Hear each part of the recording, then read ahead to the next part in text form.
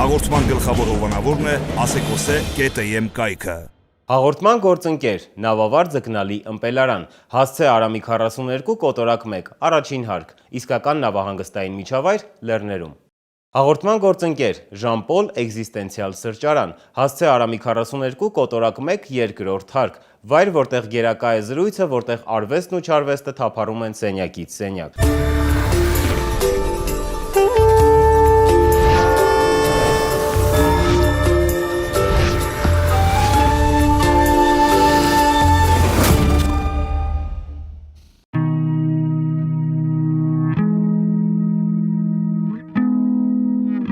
Ցեղասպանությունից վերապրածների ընտանիքում ծնված Պատրիկ Դևեջյանը մարդու իրավունքների եւ խոսքի ազատության ջատագով է։ Նա միշտ կարևորել է ճանապարհներն ու քննարկումները, որոնք թույլ կտան արդյունավետ պայքարել մարդկության ամենասարսափելի ողբերգությունների կրկնության դեմ։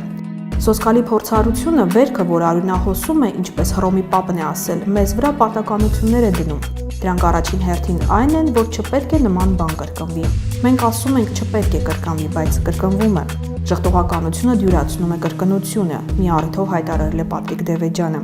Իսկ պատմաբաններին, որոնք անհանգստանում են այս կամ այն իրադարձության մեկնաբանման ազատության համար, Պատրիկ Դևեջյանը հետևյալ պատասխանն ունի։ Ցավոք, նրանք սկսում են այդ իրադարձություններով հետաքրքրվել միայն այն ժամանակ, երբ դրանք չափազանց դաժան են դառնում։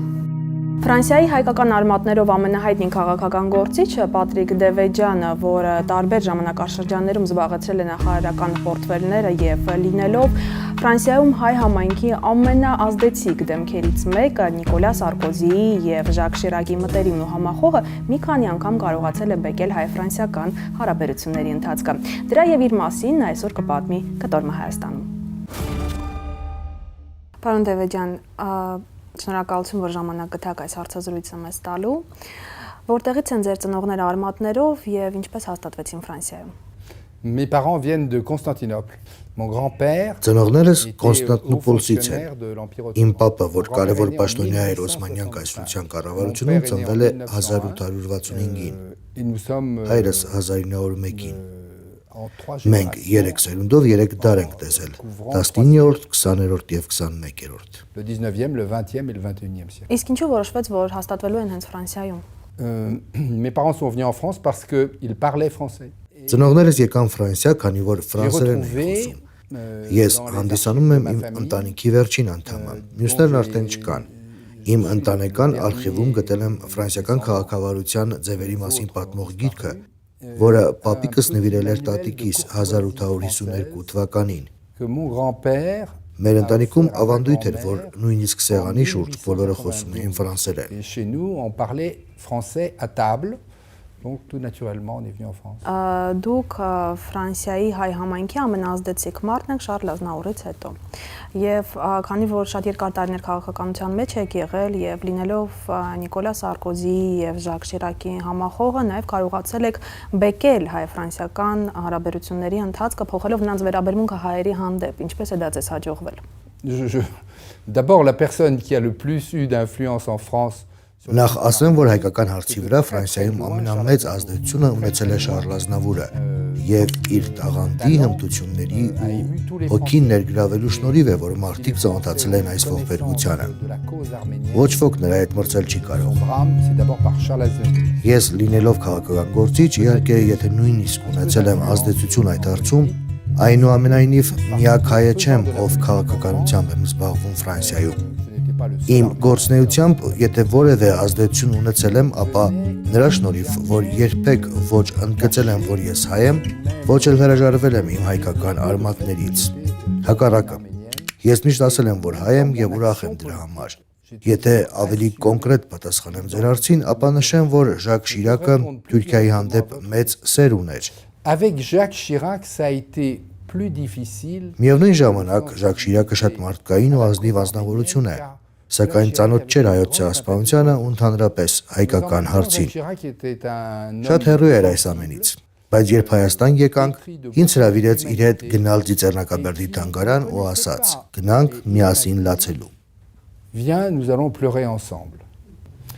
Et pour ce résumer, vous voyez, je veux dire que Le fait d'avoir fait un musée Ամփոփելով այս թեման ասեմ, որ փաստորեն Երևանում ցեղասպանության թանգարան ունենալը շատ կարևոր է ոչ միայն Սփյուռքի համար, այլ նաև ցեղասպանության ու հայկական արծի մասին աշխարհին պատմելու նպատակով։ du monde entier sur le drame que nous avons vécu.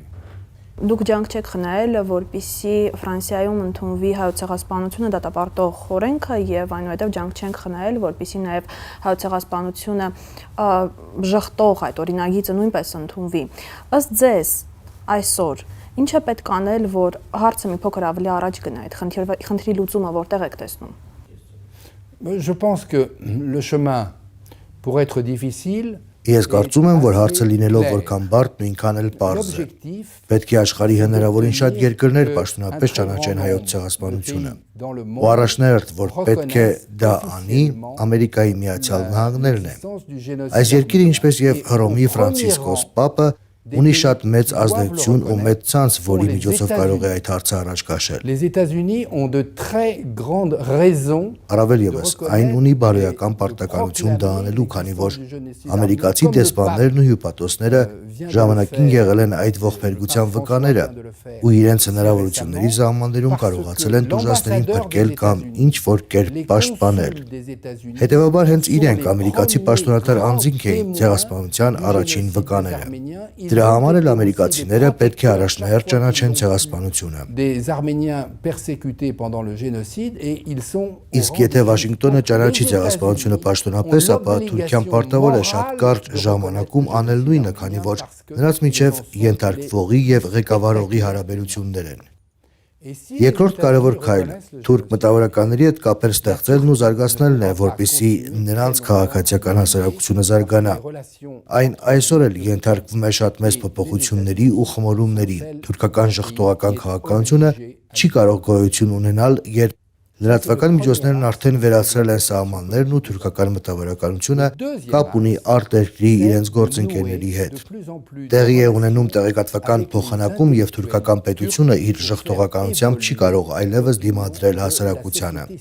Հարկավոր է, որպեսզի թուրք այն մտավորականները, որոնք ճանաչել են ցեղասպանությունը, ովքեր բարձրաձայնում են այդ մասին, պատիվ ու հարգանք վայելեն հայերիս մոտ ու մենք կարողանանք նրանց մասին ավելի շատ խոսել։ Նշեմ, որ թուրք միակ Նոբելյան մրցանակակիրը Օրհան Փամուկը ճանաչել է ցեղասպանությունը, եւ Օրհան Փամուկին մեր առավելագույն հարգանքը պետք է մատուցվի, որպեսզի նա ավելի շատ կարողանա բարձրաձայնել այս հարցի վերաբերյալ։ Et ce prix Nobel, Orhan Pamuk, reconnaît le génocide arménien. C'est plus qu'un symbole, c'est une force pour le combat des Arméniens. Հուսանք, որ հայոց ցեղասպանության ճանաչման խնդիրը, ճանաչումը մենք չենք փոխանցի մյուս սերունդներին, այլ այդ հարցը կլուծվի այս սերունդի ժամանակ։ Je ne sais pas, vous savez, j'étais Չեմ կարող ասել, դա իրոք շատ ցանկալի կլինի։ Երբ ես ուսանող էի, երիտասարդ 1965-ին մասնակցում էի Ելիսեյան դաշտերում տեղի ունեցող ցույցերին, պահանջելով ճանաչել ցեղասպանությունը։ 50 տարուց ավելի է անցել, ցեղասպանությունը ճանաչվել է։ Պետք չէ հիասթափվել կամ մտածել, թե չի լինում եւ շարունակել հարկավոր չէ։ Ընդհակառակը, ինչպես քիչ առաջ նշեցի, պետք է ունենալ մի հատկություն, որը եւ թերությունը եւ հակառակը, եւ դա համառությունն է։ Et il faut le demeurer. Պարոն Դևեջյան, եկեք մի փոքր խոսենք այն ամենի մասին, ինչ դուք արել եք այս տարիների ընթացքում։ Մինչև Ժակ Շիրակի նախագահ դառնալը ես գիտեմ, որ մոտ 20 անգամ նրա շահերը ներկայացրել եք դատարանում եւ բոլոր գործերը շահել եք։ Ինչպես եք նրա հետ ծանոթացել եւ կարելի է ասել, որ հենց այդ կետից է սկսել ձեր քաղաքական վերելքը։ Ես իրավաբանություն եմ սովորել, փաստաբան եմ եւ մեծ կիրք ունեմ իմ մասնագիտության նկատմամբ, եւ ես ունեցել եմ հնարավորություն հաջողակ եմ եղել։ J'ai eu un peu de chance. Նիկոլա Սարկոզիի մասին մեկ առիթով ասել եք, որ մարդը, որը դարձել է նախագահ, ընկերներ ունենալ չի կարող։ Այսօր նույն կարծիքին եք։ Je le crois, oui, je le crois. Je connais très bien Nicolas Sarkozy, nous sommes des amis de jeunesse. Նիկոլա Սարկոզիին ես ճանաչում եմ շատ վաղուց։ Մենք ընկերներ ենք։ Պատասխանելով ձեր հարցին ասեմ, ես նույն կարծիքին եմ մնում։ Սարկոզիին ես ճանաչում եմ շատ վաղուց։ Մենք դեռ երիտասարդությունից ենք ընկերություն անում։ Ես նրա հորն եմ ճանաչում։ Ես ու Նիկոլան ունենք ընդհանրություններ, երկուսս էլ ներգաղթյալների զավակներ ենք։ Նրա հայրը Հունգարիայից է գաղթել եւ մինչև այժմ խոսում է բավականին ուժեղ առոգանությամբ։ Այս պատճառով էլ Նիկոլա Սարկոզին շատ զգայուն էր այն մարդկանց նկատմամբ, ովքեր ցանկանում են ընդգրկվել ֆրանսիական քաղաքակրթության մեջ։ Ça, c'est une question qui n'a pas de sens. Այն հարցը, թե Ֆրանսիայի նախագահի հետ ընկերություն եմ անում, իրականում իմաստ չունի։ Ֆրանսիայում նախագահը բոլոր իրավունքները ունի։ Նույնիսկ այնքան իշխանություն, որքան չեն ունեցել Ֆրանսիայի թագավորները։ Եվ նախագահը ամեն օր բազմաթիվ խնդրանքների ու առաջարկությունների է հանդիպում, ինչի հետևանքով ընկերությունը այլևս ոչ մի դեր չունի։ Այստեղ դեր են խաղում քաղաքական սահմանափակումները։ Շատ մեծ իշխանությունը մարդուն ցինիկ է դարձնում։ Որպեսզի դեմոկրատիան ճիշտ աշխատի, պետք է իշխանության բաշխում լինի ճյուղերի միջև։ Անգլոսաքսոնները դրան ասում են հավասարակշռություն ճյուղերի միջև, իսկ շատ մեծ իշխանությունը մարդուն դարձնում է միայնակ։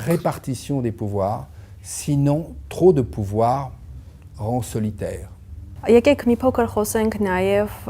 Ֆրանսիա-Հայաստան հարաբերությունների մասին, այսօր ինչպես կգնահատեք։ Les relations franco-arméniennes ne peuvent qu'évoluer dans le bon sens. Հայ-ֆրանսիական հարաբերությունները կարելի է միայն դրական գնահատել։ Ֆրանսիայում կա 500,000 ֆրանսիացի հայկական արմատներով, որոնք մեծ կշիռ ունեն քաղաքական կյանքում։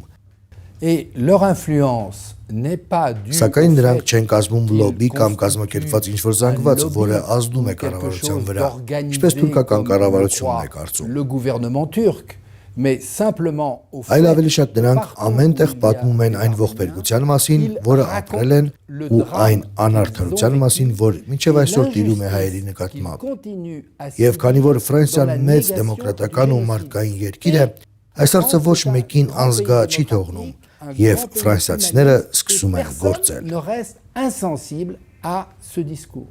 Ինչ կարող եք ասել Ֆրանսիա-Արցախ հարաբերությունների հեռանկարների մասին։ Là aussi, évidemment, la politique et son cynisme jouent leur rôle. Քաղաքականության մեջ կա իր ցինիզմը։ Գիտեք, որ Ադրբեջանը իր նավթադոլարների շնորհիվ շատ հարուստ ու հզոր երկիր է, ինչը ոչ ոքի անտարբեր չի թողնում։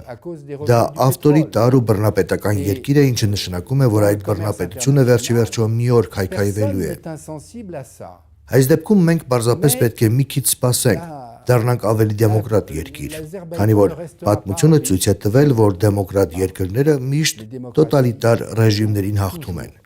Ես համոզված եմ, որ Հայաստանը զարգանալով հաղթանակելու է այս գործում։ Եվ այստեղ ընդամենը պետք է լինել համբերատար։ Նշեցիք, թե քաղաքականության մասին ինչ կարծիք ունեք, իսկ ինչպիսի առանձնահատկություններ ունի ֆրանսիական քաղաքականությունը։ Les points les plus remarquables de la politique française, ça dépend à quel moment on se place. Առանձնահատկությունները նշելու համար պետք է հասկանալ, թե որ տեսանկյունից ենք դիտարկում այն։ Ես շատ մեծ հարգանք ունեմ Հայաստանի նկատմամբ Ֆրանսիայի ներկայիս կառավարության վարած քաղաքականության հանդեպ։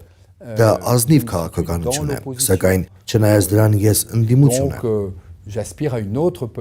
Բայց ինչ կառավարություն էլ լինի Ֆրանսիայում, այն մեկ առանձնահատկություն ունի։ Դա ժողովրդավար քաղաքականություն է։ Il a toujours une qualité, c'est que c'est un gouvernement démocratique. Պարոն Դևեջյան, այսքան տարի քաղաքականության մեջ եք, ո՞րն եք համարում այս բոլոր տարիների ձեռքբերումներն ու ամենամեծ ձեռքբերումը եւ ամենամեծ բացթողումը ձեր քաղաքական կարիերայի մեջ։ Le plus grand succès, c'est d'avoir été élu en 1983. Իմ ամենամեծ հաջողությունը 1983 թվականին էր, երբ ես հաղթեցի քաղաքապետի ընտրություններում։ Հակառակորդներս կոմունիստական կուսակցությունից էին։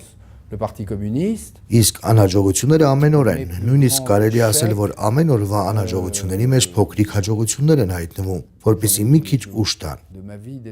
Մարդը պետք է շատ սիրի իր երկիրը ու ամեն օր պատրաստ լինի հարվածի, եթե ցանկանում է քաղաքականությամբ զբաղվել։ Խոսենք մի փոքր հայկական համայնքի մասին, Ֆրանսիայում ըստ ինչով այն յուրօրինակ։ La communauté arménienne de France Հայկական համայնքը Ֆրանսիայում շատ բազմաբնույթ է, ինչպես սոցիալական, այնպես էլ դեմոգրաֆիկ տեսանկյունից։ Չմոռանանք, որ հայկական համայնքի մեծ մասը Ֆրանսիայի եկել ամենավատ ու դժվար վիճակում, Չունեն այն մասնագիտությունները, որոնք պետք էին այդ երկրին, ոչ ֆրանսերեն էին խոսում, ոչ էլ հասկանում էին, թե ինչ է իրենց սպասվում։ Առաջին ամենամեծ մարտահրավերն է գտնել իրենց տեղը հասարակության մեջ, ընտանիք կազմել, երեխաներին կերակրելու ամենակարևորը՝ նրանց կրթել։ Եվ դրանից ավելի բան չէին կարող սպասել, բայց դա իրենք շատ լավ արեցին։ Իսկ հաջորդ սերունդը ծնվեց ազատ երկրում, որը բազմաթիվ հնարավորություններ էր տալիս։ Եվ այդ երեխաները երբեք չմոռացան, թե որտեղից են եկել, չուրացան իրենց ինքնությունը ու թե ովքեր են իրենց նախնիները։ Նրանք իրենց դրսևորեցին հասարակության բոլոր շերտերում։ Բոլոր ոլորտներում կան հաջողված ու բանիմաց մասնագետներ, որոնք իրենց տեղը ֆրանսիական հասարակության մեջ գտել են։ Նրանք շատ լավ են ինտեգրվել Ֆրանսիայի մեջ, եւ նրանք շատ մեծ հարգանք են վայելում ֆրանսիացիների կողմից։ 1920-ական թվականներին, երբ հայերը Ֆրանսիա եկան, նրանց այնքան էլ լավ չդիմավորեցին քաղաքական առաջնորդները։ Պետք է նշել, որ եւ աջակողմյան եւ ձախակողմյան կուսակցությունների ղեկավարները բարեհաճ էին հայերի նկատմամբ, սակայն այլ քաղաքական գործիչներ ոչ այնքան։ Նույնիսկ Մարսելի քաղաքապետը ժամանակին պնդում էր, որպեսզի հայերը վերադառնան իրենց հայրենիք, որտեղից նրանց վտարել էին։ Նման այն ողբերգությանը, որը այսօր սիրիացիներն են ապրում։ Նրանց նկատմամբ էլ այսօր երբեմն լավ չեն վերաբերվում, այնտեղ որտեղ նրանք ապաստան են փնտրում։ Հայերը չպետք է մոռանան, որ ժամանակին նրանք էլ են նույն կարգավիճակում եղել եւ պետք է դասեր քաղեն։ Et donc, ils doivent faire la leçon. Պատրիկ Դևեջյանն իր պատմական հայրենիքին օգնելու հարցում կոնկրետ ու կարևոր գործով է զբաղվում։ Լինելով Ֆրանսիայի Օդեսեն դեպարտամենտի խորհրդի նախագահը եւ երկրի խորհրդարանի падգամավոր, նրա նախաձեռնությամբ Հայաստանի Դավուշի մարզում արդեն երկար տարիներ իրագործվում են սահմանամերձ բնակավայրերի համար արժեքավոր նախագծեր։ 2009 թվականից Օդեսեն դեպարտամենտը Դավուշի մարզում գյուղատնտեսության եւ անասնապահության զարգացման համար ներդրել է 4 միլիոն 200 հազար եվրո։ Ծրագրում ընդգրկված է սահմանամերձ մարզի 20 համայնք։ Հայրենիքը սկսում է սահմանից եւ այն ամուր պահելը յուրաքանչյուր հայի գործն է, ապրի նա Հայաստանում թե արտերկրում։ Պատրիկ Դևեջյանն այս կանոնը իր հայրենանվեր գործնեությամբ համախմբող ու վարակիչ է դարձնում։ Պարոն Դևեջյան, ո՞րն է ձեր կտորը Հայաստանը։ C'est le Tavush, mon morceau d'Arménie. Ինչու հենց Տավուշը։ Parce que le Tavush est la province. Քանի որ Տավուշը Հայաստանի ամենագեղեցիկ ու երևի ամենափխրուն տարածաշրջանն է, շատ աղքատ է։ Ադրբեջանի հետ հարևանությամբ ենթակա է անվտանգության հարցերի շուտապույտ լուծմանը։ Բացի այդ, այնտեղ մարդիկ չեն կարողանում իրենց բավական սննդամթերքով ապահովել։ Նկատվում է բնակության արտագաղթ։ Այն Հայաստանի համար թուլություն է ներկայացնում, եւ այդ այն սահմանն է, որ պետք է միշտ ամուր պահել։ Cette frontière qu'il faut consolider. Կարևորը քաղաքականությունը ու պաշտոնը չէ, այլ համոզմունքն է։ Սա է Պատրիկ Դևեջյանի կյանքի բանաձևը։